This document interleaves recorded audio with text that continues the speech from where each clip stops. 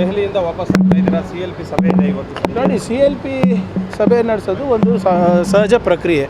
ಇವತ್ತು CLP leader ಯಾರು ಆಗ್ತಾರೆ ಮತ್ತು ಮುಂದಿನ ಹೆಜ್ಜೆಗಳ ಬಗ್ಗೆ ಚರ್ಚೆ ಆಗುತ್ತೆ ಅಷ್ಟೇ.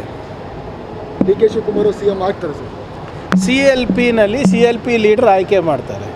CLP ಲೀಡರ್ ಯಾರು ಆಗ್ತಾರೆ, they will lead the party.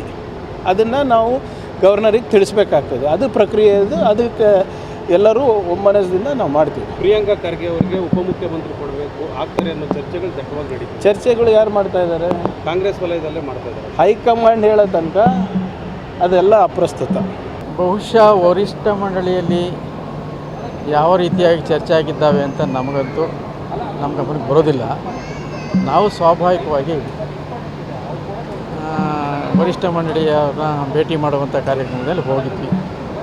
ನೀವು DK ಶಿವಕುಮಾರ್ ಅವರು CM ಆಗ್ತಾರೆ ಸರ್? 100% ಆಗ್ತಾರೆ ಅಂತ ನಮಗೆ ಅನಿಸುತ್ತೆ.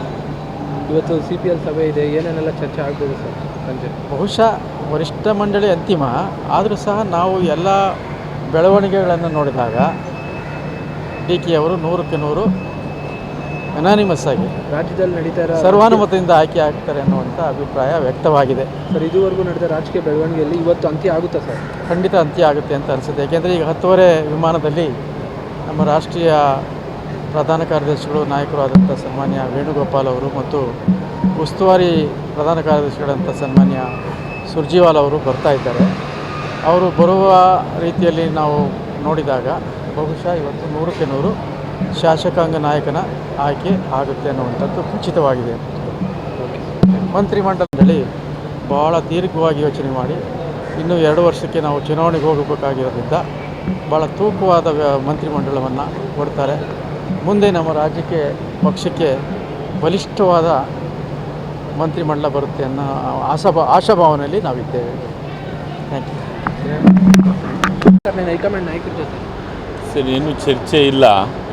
ಇವತ್ತು ಶಾಸಕಾಂಗ ಪಕ್ಷದ ಸಭೆ ಇದೆ. ಆ ಸಭೆಯಲ್ಲಿ ಇವತ್ತು ಶಾಸಕಾಂಗ ಪಕ್ಷದ ನಾಯಕರನ್ನು ಆಯ್ಕೆ ಮಾಡುವಂಥ ಕೆಲಸ ಆಗ್ತಾಯಿದೆ. ಸರ್, ಶಿವಕುಮಾರ್ ಅವರು CM ಆಗ್ತಾರಾ ಇಲ್ವಾ ನಿಮ್ಮ ಪ್ರಕಾರ? ಸರ್, ಅದು ಇವತ್ತು ನಿರ್ಧಾರ ಆಗುತ್ತೆ.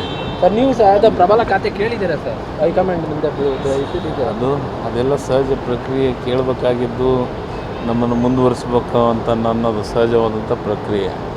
ಇವತ್ತು ಶಾಸಕಾಂಗ ಪಕ್ಷ ನಾಯಕ ಆದಮೇಲೆ ನಿರ್ಧಾರ. ನಮ್ಮ ಪಕ್ಷದ ವರಿಷ್ಠರನ್ನ ಭೇಟಿಯಾಗಿ AICC ಅಧ್ಯಕ್ಷರನ್ನ ಎಲ್ಲ ಭೇಟಿಯಾಗಿ ಬಂದಿದ್ದೀವಿ ಅಷ್ಟೇ. ನಮ್ಮ ಅಭಿಪ್ರಾಯಗಳನ್ನ ಹೇಳಿದ್ದೀವಿ ಅಷ್ಟೇ. CLP ಇದೆ ಈಗ 4 ಗಂಟೆಗೆ. ಅದು ಯಾವುದನ್ನು ಕೂಡ ಚರ್ಚೆ ಆಗಿಲ್ಲ. DCM ಚರ್ಚೆ ಆಗಿಲ್ಲ.